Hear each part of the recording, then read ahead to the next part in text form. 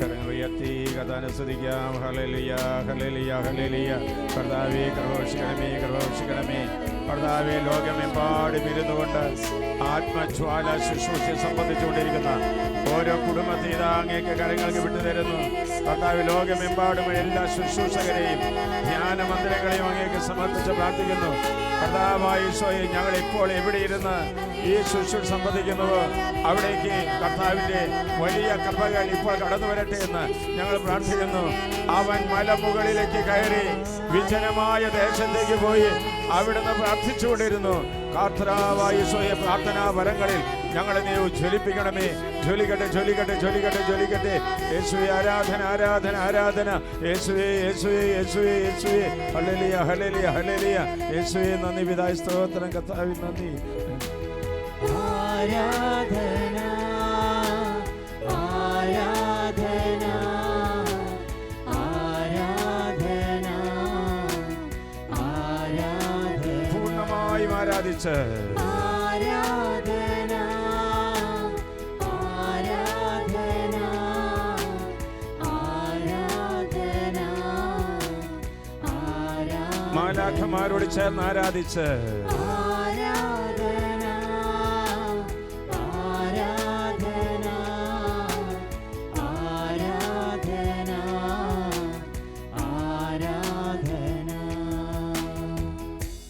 മകളെ, ഈശോ നമ്മെ നോക്കുന്നു. നോക്കിയേൻ, നമ്മെ കാണുവാനായിട്ട്, നമ്മുടെ സുഖദുഃഖങ്ങൾ അറിയാൻ വേണ്ടിയിട്ട് ഈശോ ഇതാ നിൻ്റെ മുൻപിൽ വന്ന് നിൽക്കുകയാണ്. ഈശോ ചോദിക്കുന്നു, കുഞ്ഞേ നീ പ്രാർത്ഥിക്കാറുണ്ടോ? കുഞ്ഞേ നീ എന്നെ കാണാറുണ്ടോ? മകളെ, ഇതാ ദൈവത്തിൻ്റെ പ്രത്യേകമായിരിക്കുന്നൊരു വചനം സന്ദേശം തരുന്നു. പരാജയപ്പെട്ടവൻ്റെ അവസാനത്തെ ആയുധവും പരാജയപ്പെടാൻ ആഗ്രഹമില്ലാത്തവൻ്റെ ആദ്യത്തെ ആത്മീയ ആയുധവുമാണ് പ്രാർത്ഥന. ശ്രദ്ധിച്ചോ നിങ്ങൾ?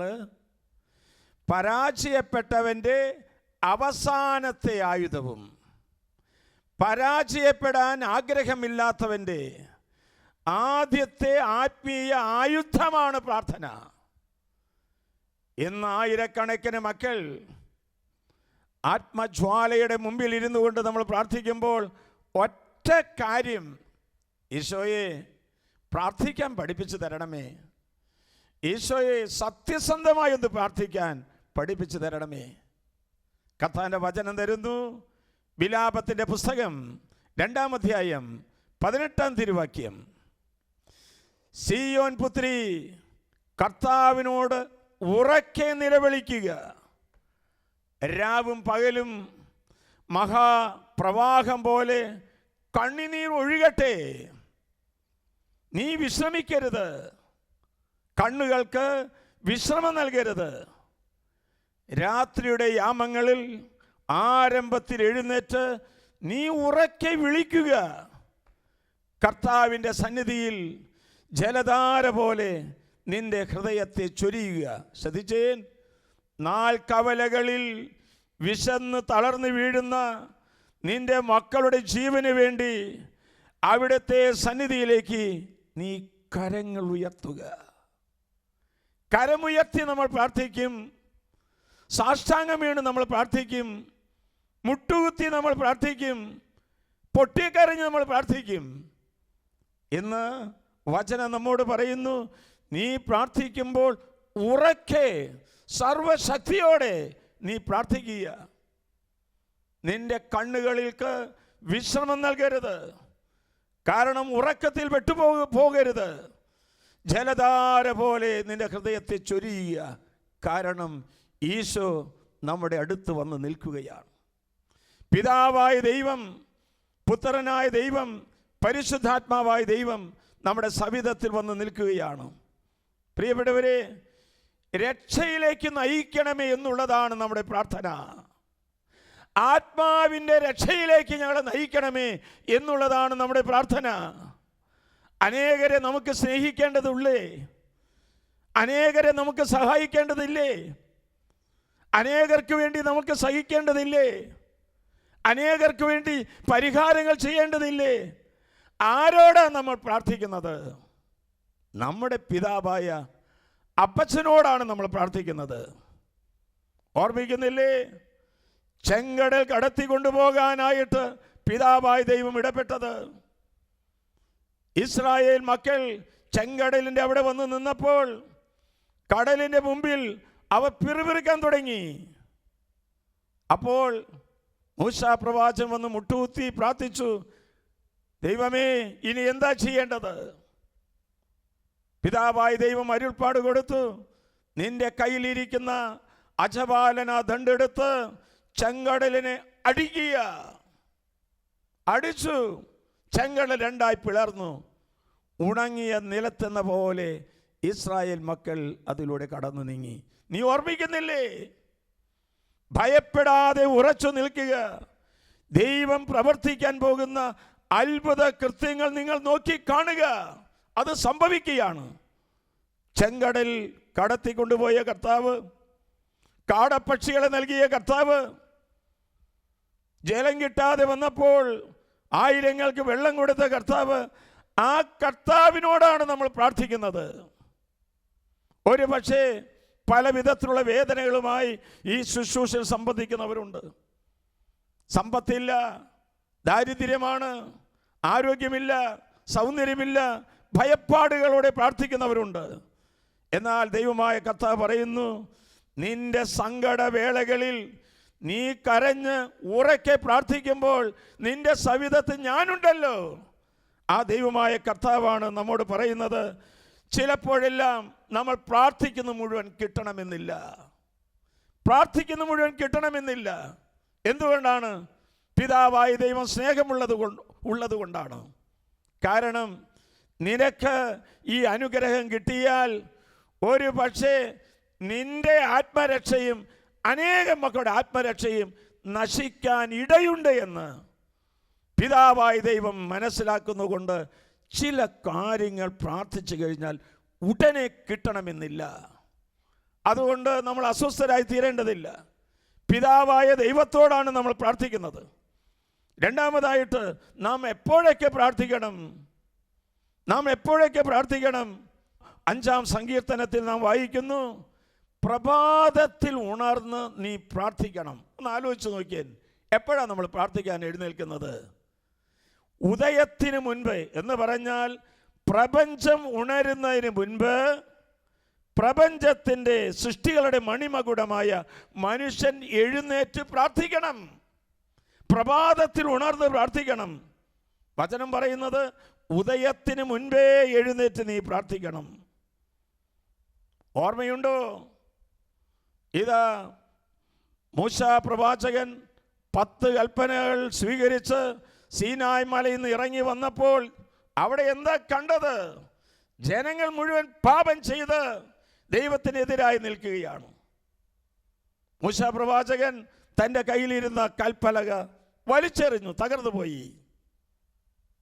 അതിനുശേഷം വീണ്ടും പിതാവായ ദൈവം മൂശയെ വിളിച്ചു. എപ്പോഴാണെന്നറിയാമോ? വചനം പറയുന്നു, മൂശയോട് പറഞ്ഞു, അതിരാവിലെ എഴുന്നേറ്റ് നിന്റെ കൈകൾ കൊണ്ട് ചെത്തിയെടുത്ത 2 കൽപ്പലകളുമായി നീ കയറി വരിക സീനായ് മലയിലേക്ക്. കണ്ടോ? പ്രഭാതത്തിലാണ് ദൈവത്തിൻ്റെ അരുൾപ്പാടുകൾ നമുക്ക് തരുന്നത്. നമ്മുടെ ജീവിതത്തിൽ ഇപ്രകാരം തന്നെ ആയിരിക്കണം. പ്രഭാതത്തിൽ ഉണർന്ന് എഴുന്നേറ്റ് പ്രാർത്ഥിച്ചാൽ ജ്ഞാനം കിട്ടുമെന്നാണ് വചനം നമ്മെ പഠിപ്പിച്ചു തരുന്നത്. എൻ്റെ പ്രിയപ്പെട്ടവരെ, പ്രാർത്ഥന നൽകുന്ന ശക്തി അറിയണമെങ്കിൽ അതിരാവിലെ ഉണർന്ന് എഴുന്നേറ്റ് നമ്മൾ പ്രാർത്ഥിക്കാൻ ഒന്ന് പരിശീലിച്ചു നോക്കൂ. ഇന്ന് നമ്മൾ കർത്താവിൻ്റെ സന്നിധിയിൽ ഇരിക്കുകയാണ്. എന്തുകൊണ്ടാണ് നമ്മൾ പ്രാർത്ഥിക്കേണ്ടത് എന്ന് ഈശോയോടൊന്ന് ചോദിച്ചു നോക്ക്. ഞാൻ എന്തിനാ പ്രാർത്ഥിക്കുന്നത്? എൻ്റെ പ്രിയപ്പെട്ട മക്കളെ, അളവില്ലാത്ത കൃപയൊഴുകുന്ന സമയമാണ് പ്രാർത്ഥനാ സമയം. അതുകൊണ്ടാണ് നമ്മൾ പ്രാർത്ഥിക്കേണ്ടത്. പ്രാർത്ഥിക്കുന്ന ഹൃദയം ഒഴുക്കുള്ള ഒരു നദി പോലെയാണ്. അതിനകത്ത് അഴുക്കുണ്ടാകുകയില്ല. മാത്രവുമല്ല, വിശുദ്ധമായ മന്ദിരത്തിൽ കടന്ന് നമ്മൾ പ്രാർത്ഥിക്കണം. എവിടെയെങ്കിലും ഇരുന്ന് പ്രാർത്ഥിക്കുകയല്ല. 5-ാം സങ്കീർത്തനത്തിൽ പറയുന്നു, വിശുദ്ധ മന്ദിരത്തിൽ കടന്നു എന്ന് നീ പ്രാർത്ഥിക്കണം, ദൈവാലയത്തിൻ്റെ ഉള്ളിൽ കടന്ന് പ്രാർത്ഥിക്കണം. ഇന്നിതാ ദിവ്യകാരണനാഥൻ്റെ മുമ്പിലാണ് ഇരിക്കുന്നത്. ഈശോ പറയുന്നു, നിന്നിലുള്ള 6 കാര്യങ്ങൾ വിട്ടുപേക്ഷിച്ച് നീ പ്രാർത്ഥിക്കാനായിട്ടിരിക്കണം. 1 ദുഷ്ടത, 2 അഹങ്കാരം, 3 നീതികേട്, 4 വ്യാജം പറയൽ, 5 രക്തം ചൊരിച്ചൽ, 6 ചതി. ഈ 6 കാര്യങ്ങൾ കർത്താവ് വെറുക്കുന്ന കാര്യങ്ങളാണ്. അത് നമ്മുടെ ഹൃദയത്തിൽ നിന്ന് പാടെ വിട്ടുപേക്ഷിക്കണം. പിശാച് ചെയ്യാനായിട്ട് പ്രോത്സാഹനം നൽകാണ്. എന്നാൽ നമ്മുടെ ഉള്ളിലിരുന്ന് കരയുന്ന ആ കർത്താവിനെ മോനെ മോളെ നീ കണ്ടിട്ടുണ്ടോ? നമുക്ക് എല്ലാവർക്കും എഴുന്നേറ്റ് നിൽക്കാം. സൈന്യങ്ങളുടെ ദൈവമായ കർത്താവ് അരുളി ചെയ്യുന്നു, അന്നു ഞാൻ അവരുടെ കഴുത്തിലെ നുകം ഞാൻ നീക്കുകയും കെട്ടുകൾ പൊട്ടിക്കുകയും ചെയ്യും. ഇനിമേൽ അവരെ ആരും മർദ്ദിക്കുകയോ അടിമകളാക്കുകയോ ചെയ്യില്ല. കർത്താവിന്റെ സന്നിധിയിലേക്ക് 2 കരങ്ങൾ നമുക്ക് ഉയർത്താം. 2 കരങ്ങൾ നമുക്ക് സ്വർഗത്തിലേക്ക് ഉയർത്താം. സൈന്യങ്ങളുടെ ദൈവമായ കർത്താവ് അരുളി ചെയ്യുന്നു, നിന്റെ കഴുത്തിലെ നുകം ഞാൻ തകർക്കും. ഏതെങ്കിലും മേഖലകളിൽ നമ്മൾ തെറ്റുകാരാണെങ്കിൽ, കുറവുണ്ടെങ്കിൽ അത് തകർക്കുവാനായിട്ട് ഈ പിതാവായ ദൈവം നമ്മുടെ അടുത്ത് വന്ന് നിൽക്കുന്നുണ്ട്. പ്രിയപ്പെട്ടവരെ, ദുഷ്ടതയുടെ കെട്ടുകൾ ഇന്ന് പൊട്ടണം. ദുഷ്ടമായ ചിന്ത, ദുഷ്ടമായ പ്രവൃത്തി, ദുഷ്ടമായ പെരുമാറ്റം, ആർക്കും ചിന്തിക്കാൻ പറ്റാത്ത വിധത്തിലല്ലേ നിന്റെ രഹസ്യ വ്യാപാരങ്ങൾ നടന്നു നീങ്ങിക്കൊണ്ടിരിക്കുന്നത്? എന്തെല്ലാം കുതന്ത്രങ്ങളാണ് നിന്റെ മനസ്സിലൂടെ കടന്നു പോകുന്നത്? ജീവിതത്തിൽ ഒരുപക്ഷെ ആത്മഹത്യയുടെ വക്കോളം വരെ എത്തിയിട്ടില്ലേ? കരങ്ങളാണ് സ്വർഗത്തിലേക്ക് ഉയർത്തി, കരങ്ങൾ സ്വർഗത്തിലേക്ക് ഉയർത്തി യേശുവിനോട് പറയ്, ഈ ദുഷ്ടതയുടെ കെട്ടുകൾ ഇന്ന് പൊട്ടണം. എന്റെ കുടുംബത്ത് ദുഷ്ടത നടമാടുന്നുണ്ടെങ്കിൽ, എന്റെ മക്കളിൽ ദുഷ്ടത നടമാടുന്നുണ്ടെങ്കിൽ ആ കെട്ടുകൾ പൊട്ടിക്കാൻ ഇതാ യേശു നമ്മുടെ പക്കലേക്ക് കടന്നു വരുന്നുണ്ട്. അവന്റെ രക്തത്താൽ, അവന്റെ വചനത്താൽ കെട്ടുകളെല്ലാം പൊട്ടട്ടെ. യേശുവേ, വിട്ടുപോകട്ടെ, തിന്മകൾ വിട്ടുപോകട്ടെ, യേശുവിന്റെ നാമത്തിൽ വിട്ടുപോകട്ടെ. വിട്ടുപോകട്ടെ, തിന്മകൾ വിട്ടുപോകട്ടെ, യേശുവിന്റെ നാമത്തിൽ വിട്ടുപോകട്ടെ. പ്രിയപ്പെട്ടവരെ, യേശു നാമം വിളിക്കുന്നവർക്ക് വിടുതലുള്ളൂ. ഒരു പക്ഷേ നമ്മുടെ ജീവിതത്തിൽ അഹങ്കാരം കൊണ്ട് അനേകം മക്കളെ നമ്മൾ നശിപ്പിച്ചുണ്ടാകാം. പണമുള്ളതുകൊണ്ട് അഹങ്കാരം, പ്രതാപമുള്ളതുകൊണ്ട് അഹങ്കാരം, പ്രശസ്തി ഉള്ളതുകൊണ്ട് അഹങ്കാരം. ഈ അഹങ്കാരം തുടങ്ങുമ്പോൾ കർത്താവ് നമ്മെ നകലുകയാണ്. ഇതൊരു ബന്ധനമാണ്, നമ്മൾ തിരിച്ചറിയണം. അഹങ്കാരം ഒരു ബന്ധനമാണ്. ആർഭാട ജീവിതത്തിലേക്കും ലൗകിക ജീവിതത്തിൽ കൂട്ടിക്കൊണ്ടുപോകുന്ന ഈ അഹങ്കാരത്തിന്റെ കെട്ടുകൾ പൊട്ടിയാൽ മാത്രമേ യേശുവിന്റെ സവിധത്തിലേക്ക് നമുക്ക് കടന്നു വരാൻ സാധിക്കുക.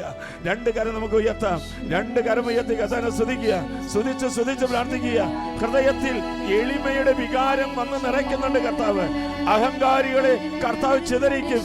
ഇതാ കർത്താവിന്റെ ദാസി, നിന്റെ വചനം പോലെ എന്നെ നിറവേറട്ടെ എന്ന് പറയും പരിശുദ്ധ അമ്മ ഇപ്പോൾ നിന്റെ സവിധത്തിൽ വന്ന് നിൽക്കുന്നത് ഞാൻ കാണുന്നു. കരമുയർത്തി എല്ലാ കെട്ടുകളും പൊട്ടട്ടെ, തിന്മയുടെ ബന്ധനങ്ങൾ അഴിയട്ടെ. യേശുവേ, യേശുവേ, യേശുവേ, യേശുവേ.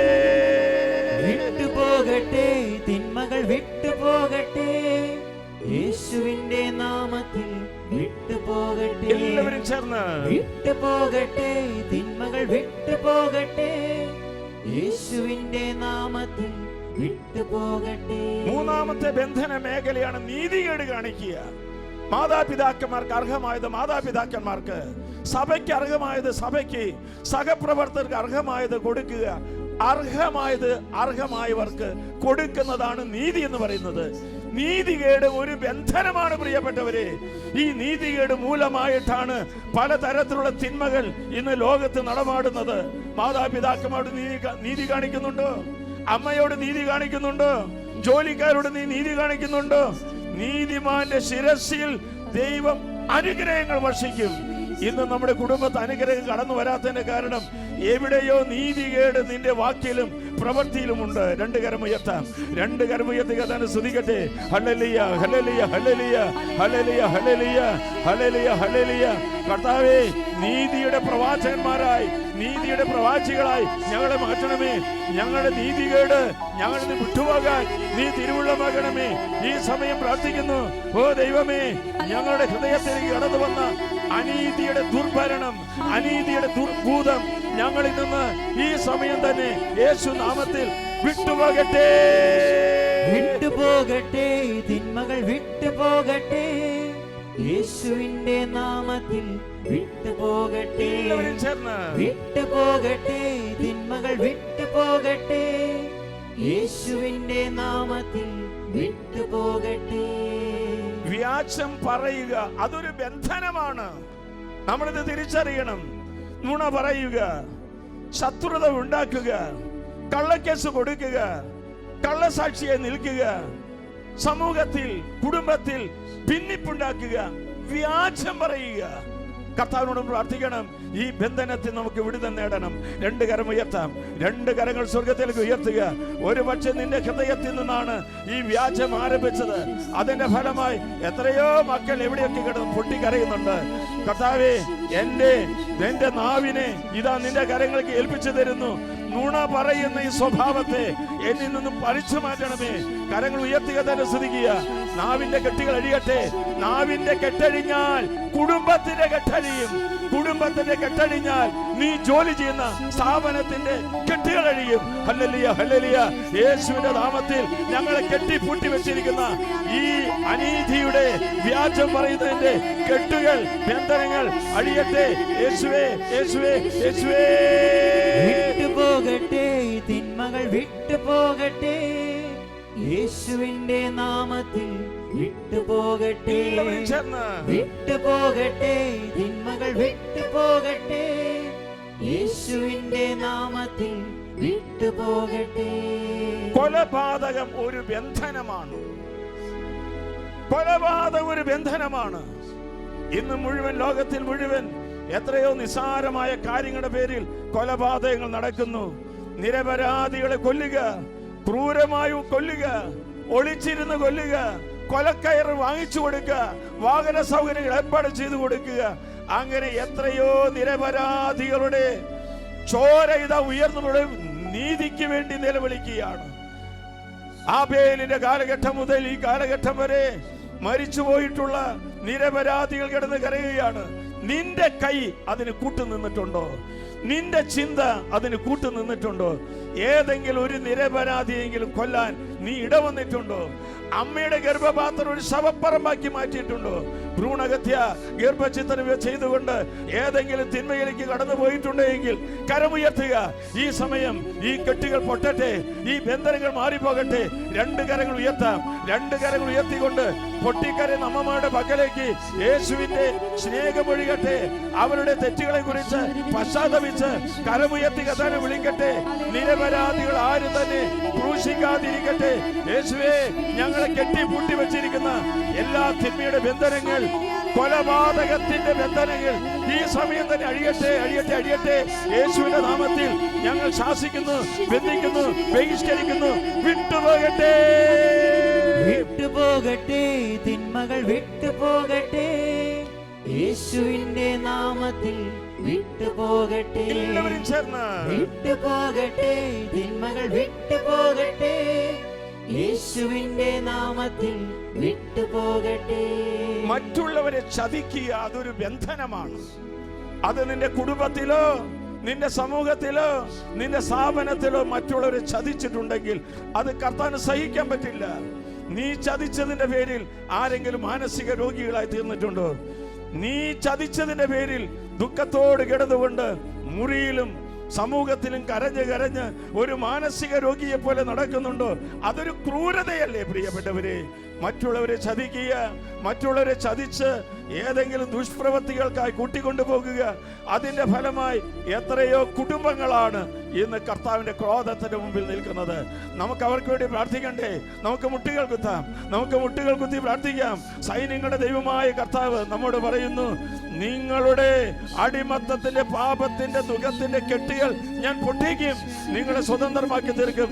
അത്ഭുതകരമായ വിടുതൽ ഇന്ന് ഈ ശുശ്രൂഷ സംബന്ധിക്കുന്ന സർവ്വ മക്കളിലേക്കും കുടുംബങ്ങളിലേക്ക് തറവാടുകളിലേക്ക് ഇടവകയിലേക്ക് സഭയിലേക്ക് സമൂഹത്തിലേക്ക് ഒഴുകട്ടെ.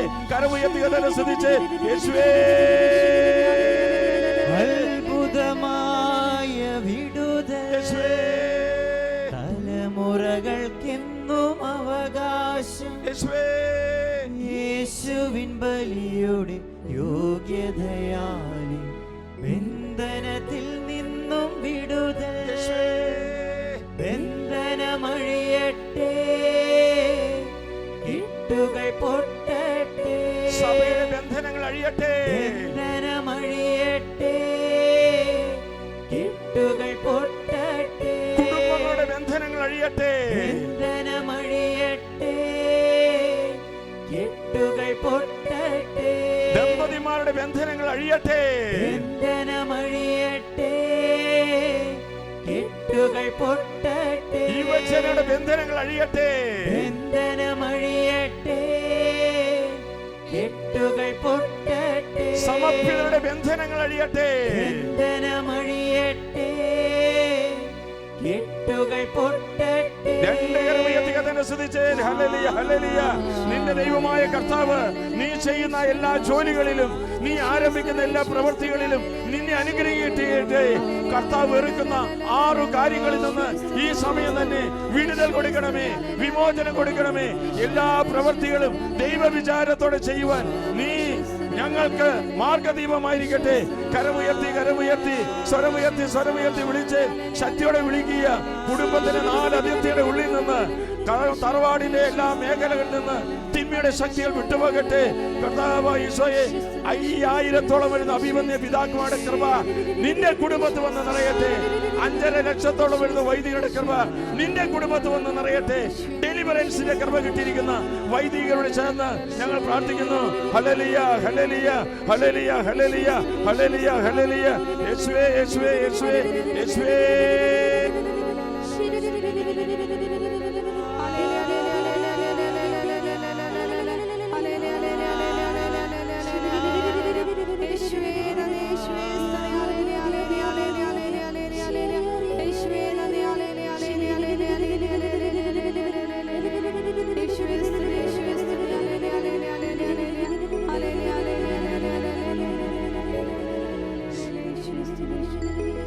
പരിശുദ്ധ പരമാ ദിവ്യകാരുണ്യത്തിന് എന്നേരവും ആരാധനയും സ്തുതിയും പുകഴ്ചയും ഉണ്ടായിരിക്കട്ടെ.